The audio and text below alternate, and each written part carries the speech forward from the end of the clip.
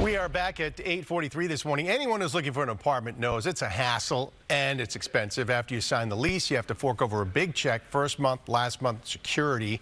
And in Boston and other cities, a broker's fee equal to 1 month rent. It can run over 10 grand in some cases. But broker's fees for renters, it could be a thing of the past here in Massachusetts if Governor Healey gets her way. She wants them eliminated here in the Commonwealth. Now, here to help us straighten this all out is Anthony Lamacchia, owner, broker, CEO of Lamacchia Realty. Anthony, good to see you this morning. So give us a little background on broker's fees to begin with. What exactly are they, and who gets compensated for it? Why have they been in place? How long have they been in place? Well, broker fees have been around hundreds of years. I mean, well before I got into the business. And, you know, one thing that has changed in the last 15 years is closer to Boston, tenants are more often paying them. Not always paying them, but more often. You go out 495 belt and further west, landlords are usually paying them. And there's no set way of doing it. These are things that are worked out between private parties with their broker or brokers at the time of negotiation for the unit. So if a lot of people just going out and say there's a new apartment complex, they go in and look at their own, they look around, and they get a place. There's no broker's fee there. So some people may be like, well, what are we talking about here? Well, more often, I mean, look, I have a sister in college. More often when people are looking for units, they reach out to brokers. When my sister was looking for a unit in Boston, I emailed the best broker that I know in Boston, not part of my company. And I said, hey, can you help her find a place, right? And when they found a place, there had to be a fee paid, and a big bro actually paid it.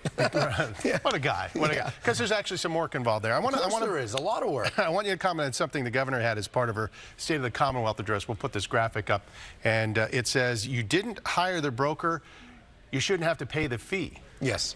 So this is contradicting, okay? And I want to point this out, and I hope the governor sees this, because I understand all politicians want to score points. So when she says renters or tenants shouldn't have to pay it, that's one statement. But then when you say, if you didn't hire the broker, you shouldn't have to pay the fee, okay. So that's a second rule or law that she's trying to put in place. So what happens when, say, Worcester County or some place that someone hires a broker, the broker finds them a property. When they make their offer, as I said before, they put in it, landlord, please pay the broker. Now the landlord can't pay? So I don't know if they realize when they put that statement out on Instagram last week, that's what caught my eye. They're essentially contradicting. I'm not sitting here as some proponent of tenants paying fees. Frankly, I don't care if the tenant pays it. I don't care if the landlord pays it.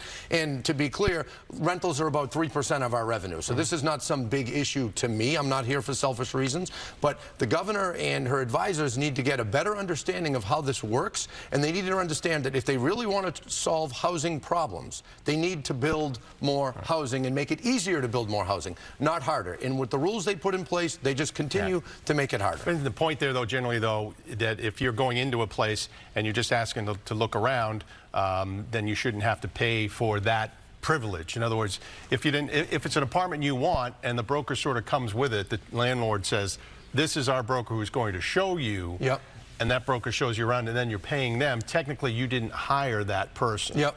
But you have to pay them. Well, there's no have to. These are things that are worked out in a negotiation process. And so are these fees negotiable? Oh, all fees are negotiable, but mark my words, right here on Live News.